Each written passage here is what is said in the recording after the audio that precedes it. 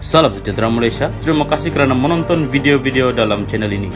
Sebelum kita mula, jangan lupa untuk tekan tombol subscribe, share, like dan komen. Let's go! Salam sejahtera dan salam perpaduan berita seterusnya. Skandal dana negara, SPRM bekukan akaun bank bernilai lebih RM39 juta ringgit. Berita penuh. Akaun bank berjumlah lebih RM39 juta termasuk milik bekas Menteri Kanan, dua ahli perniagaan bergelar Tan Sri dan ahli keluarga mereka telah dibekukan sesulan siasatan penyelewengan dana negara berjumlah anggaran RM2.3 bilion ringgit. Suruhanjaya Pencegahan Rasuah Malaysia SPRM dalam kenyataan hari ini memaklumkan pembekuan itu melibatkan 192 akaun bank, merangkumi 35 akaun syarikat dan 157 akaun individu.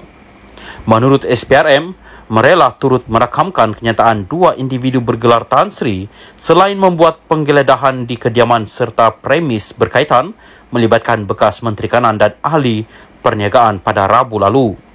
Kesemua mereka telah diserahkan notis mengikut Seksyen 36 Akta SPRM 2009 dan Seksyen 44 Akta Pencegahan Pengubahan Wang Haram, Pencegahan Pembiayaan Keganasan dan Hasil daripada Aktiviti Haram 2001 bagi tindakan tersebut. Susulan itu, beberapa dokumen berkaitan kes telah diperolehi, kata SPRM yang kini giat memperoleh maklumat dalam siasatan berhubung dakwaan penyelewengan dana negara itu. Pada 19 Mei lepas, seorang bekas Menteri Kanan dan seorang tokoh perniagaan bergelar Tan Sri dilaporkan disiasat SPRM mengikut berhubung penyelewengan dana negara bernilai lebih RM2.3 bilion. Sumber berkata, siasatan itu adalah kesinambungan dan lanjutan daripada pendedahan dokumen sulit oleh International Consortium of Investigative Journalists ICIJ berhubung transaksi yang disyaki berlaku di beberapa pusat kewangan luar pesisir.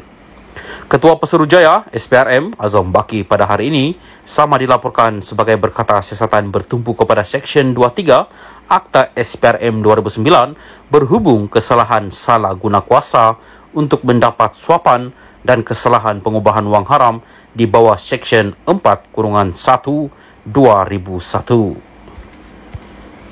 Salam sejahtera dan salam perpaduan kepada seluruh rakyat Malaysia. Berita panas hari ini bertajuk Jolo bawa tahanan rumah di Shanghai, Bradley Hope. Berita penuh. Bradley Hope, pengarang bersama buku terlaris mengenai skandal 1MDB itu, menolak andaian bahawa ahli perniagaan Malaysia yang menjadi buruan dan pelarian Low Tech Joe atau Jolo kini berada di Macau.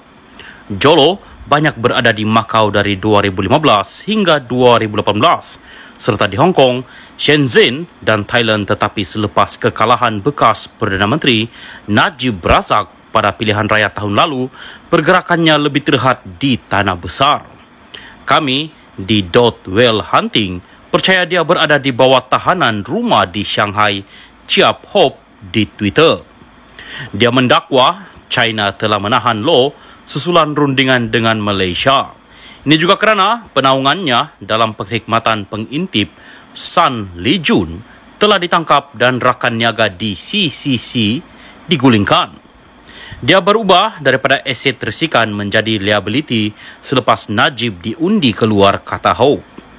Bersama Tom Reed, Hope adalah pengarang bersama buku paling laris Billion Dollar Whale dan Blood and Oil.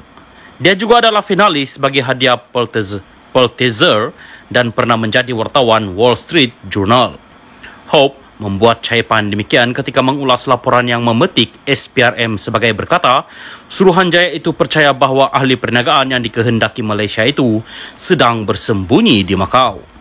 Menurut laporan Al Jazeera, SPRM dipetik dalam jawapan bertulis sebagai berkata bahawa ini disahkan oleh beberapa individu yang pernah melihat Law di Macau. SPRM percaya individu yang dikehendaki untuk 1MDB, terutamanya Jolo, sedang bersembunyi di Macau, kata rangkaian berita yang berpangkalan di Doha itu. Laporan itu menambah bahawa pendedahan tersebut dibuat selang beberapa minggu selepas penahanan suspek 1MDB yang agak tidak dikenali, Ki Kok Thiam. Ki meninggal dunia dalam tahanan semalam selepas diserang angin ahmar. Hope turut mengemukakan satu soalan umum, satu soalan untuk Malaysia. Apakah jenayah dalam kod undang-undang anda untuk seorang Perdana Menteri bersekongkol dengan kuasa asing untuk mengorbankan kepentingan negara, kedaulatan dan membayar lebih untuk kontrak menggunakan wang negara sebagai pertukaran untuk menutup penipuan besar-besaran? Salam sejahtera dan salam perpaduan. Berita seterusnya bertajuk Guang Eng gesa rakyat buat laporan polis ke atas Hadi Awang. Berita penuh, Lim Guan Eng menggesa rakyat Malaysia supaya beramai-ramai membuat laporan polis terhadap Presiden PAS Abdul Hadi Awang bagi menamatkan politik pecah belah, pelampau dan perkaumannya. Ini kerana kata pengurus sidap itu, jenama politik pemimpin PAS tersebut mengencam perpaduan dan integrasi nasional.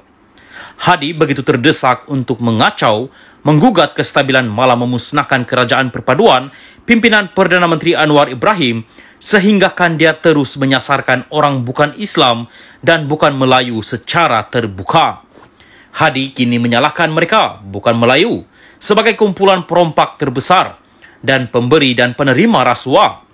Ini mengarut sedangkan rasuah tidak mengenal bangsa dan adalah masalah negara yang dihadapi semua bangsa, katanya dalam satu kenyataan pagi ini. Menurut Lim, Hadi telah mendedahkan kegairahan PAS untuk berkuasa tanpa mempedulikan dakwaannya yang menghasut dan tidak berasas. Dia juga menegaskan bahawa kegagalan kerajaan untuk bertindak terhadap Presiden PAS pada masa lalu telah menjadikan lebih berani.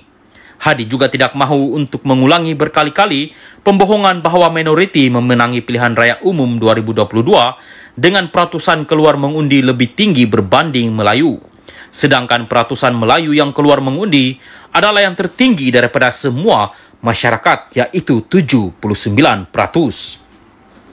Bagaimana orang Islam hilang kuasa sedangkan semua jawatan penting dalam negara dipegang oleh orang Melayu dan orang Islam?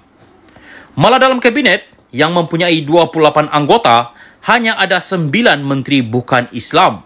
Dan daripada 148 ahli parlimen kerajaan perpaduan, 77 adalah beragama Islam, iaitu lebih berbanding 72 ahli parlimen Islam dalam Perikatan Nasional tambahnya. Sambil menyifatkan Hadi dan PAS sebagai ancaman yang jelas dan nyata kepada wawasan Malaysia milik semua, pemimpin DAP itu berkata provokasi sedemikian tidak boleh diabaikan. Dalam cita-cita Hadi yang buta untuk menyatukan orang Melayu di bawahnya, Hadi telah memaparkan dirinya bersedia untuk mengkhianati dan mengorbankan hak asasi perlembagaan orang bukan Islam dan bukan Melayu. Kegagalan untuk menentang percubaan berbahaya ini untuk mensabotaj, menjejaskan dan menggantikan kerajaan perpaduan yang telah memenangi undi percaya di parlimen adalah sama dengan tidak menghormati raja dan parlimen, tambahnya lagi. Sekian berita, salam Malaysia Madani.